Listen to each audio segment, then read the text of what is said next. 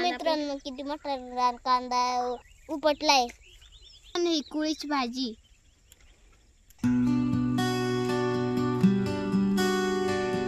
नमस्कार मित्रांनो, कशा आहात तुम्ही? सर्व मजेत असाल मित्रांनो। आता आम्ही हा ब्लॉग आमचा गावाकडला लास्टचा ब्लॉग आहे आणि आम्ही आता दाखवणार आहोत की पाऊस पडल्यानंतर आमच्या शेतामध्ये कसं दिसतं आणि पाठीमागं डोंगर आहे तिकडे पण तुम्हाला जाऊन दाखवून आणि आमचं गाव वगैरे कसं दिसतंय पाऊस पडल्यानंतर ते पण तुम्हाला दाखवून। बघू शकता इथे स्वीटी आमची आणि इकडं त्या दोन्ही दीदी आहेत आमच्या आणि मीनाक्षी इकडे बसलेली, कारण की तिकडे मोटर चालू केली होती, डायरेक्टली बोरवेलमधून पाणी येतं आणि खूप छान पक्ष्यांचा आवाज येतोय, तुम्ही पण बघत असाल। तर चला मित्रांनो, करूया कंटिन्यूसली व्हिडिओ आणि बघूया। आता आंब्यांचा सीजन आहे तर आमच्याकडे भरपूर आंबे लावलेले तिकडे पाठीमागं, त्यांचे पण तुम्हाला आम्ही झाडं दाखवून। आणि चला मित्रांनो, हा ब्लॉग लास्टपर्यंत बघायचा, नक्की आवडला तर नक्की लाईक करा आणि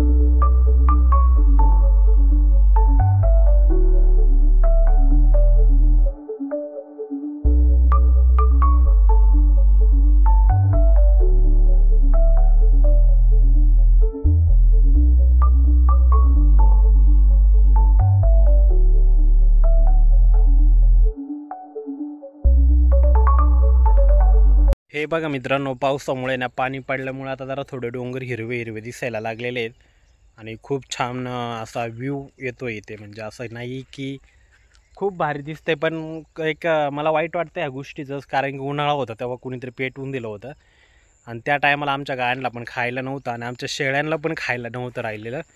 तर एवढी वाईट परिस्थिती झाली होती, कारण की मुके चित्राबा असतात आणि लोक बिंदास पेटवून देतात। त्या गोष्टी अशा करायला नाही पाहिजे, पण लोक करतात त्या गोष्टी तरी पण।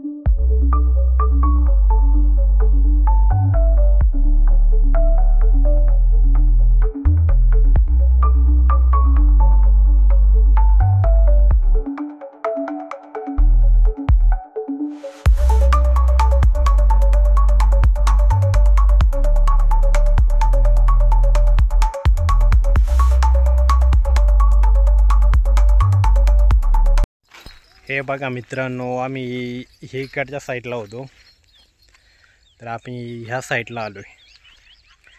पूर्णपणे घाम वगैरे आलेला आहे, कारण की ही सवय असते जेव्हा आपण रेग्युलर शेतात वगैरे फिरतो तेव्हा घाम वगैरे कुठली गोष्ट येत नाही. कारण की जर आपण एकाच ठिकाणी बसून मस्त एसीत काम करत असाल हे नक्की ऑब्व्हियसली आपल्याबरोबर होतं.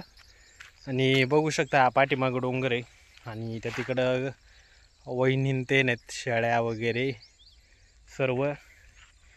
आता चला मित्रांनो तुम्हाला आमच्या शेळ्या दाखवतो.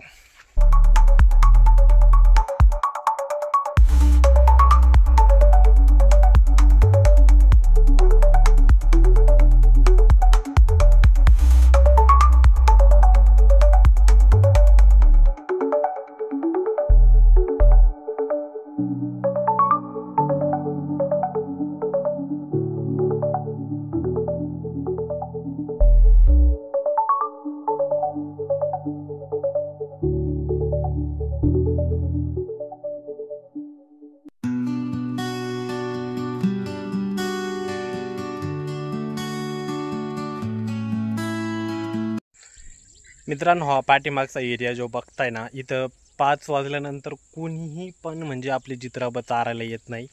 कारण की इथं ना सर्व वाघ वगैरे जास्त राहतात आहे. आणि आता आम्ही आहोत इथं भरपूर जण आहेत म्हणून आम्ही आमच्या शेळ्या इथं आणलेल्या आहेत. नाहीतर आमची 3 वेळा आमची शेळी इथं वाघाने पकडली. त्यामुळे इथं कोणीही शक्यतो इथं येत नाही 5 नंतर. जे ते सगळे आपल्या शेळ्या घरी घेऊन जातात.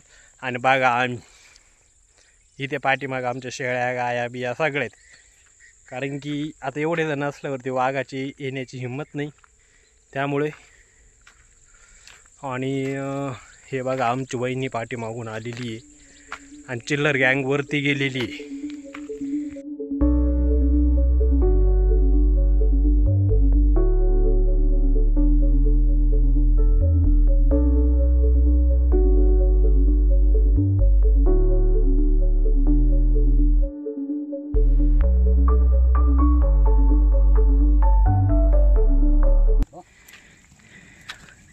कांदा कोण इकडे कांदा आहे?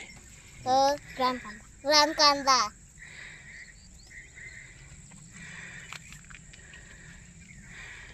हे बघा मशरूम. माझ्याकडे नाही तिच्याकडे असा. हे बघा मित्रांनो जंगली मशरूम आहे ते. आणि हा एक आहे जंगलातला कांदा.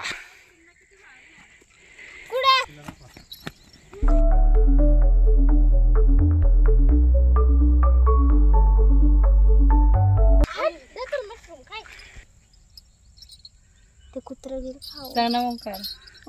ओमक्या कसले आहेत? काळे. इकडे बघ ना वर काळे काच्या काळे मोठ सापडला ना त्याच्यामध्ये काळ्याची पिल्ला. या बघा त्या पिल्ला आम्ही ठेवून दिल्या.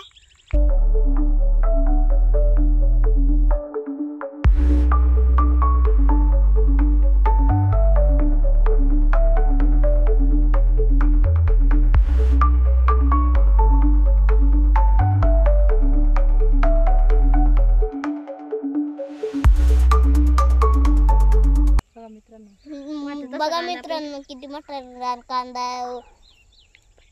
उपटलाय. हे बघा मित्रांनो ही कुळीची भाजी. हे बघा मित्रांनो हा आहे ना रान कांदा आहे आणि सेम आपल्या कांद्यासारखाच आहे. पण हा खाल्ला का खाजवतो म्हणजे भरपूर आपल्याला याच्यामध्ये दिसतो डोंगरांमध्ये असतो. हे बघा तो आम्ही काढलेला आहे इथं.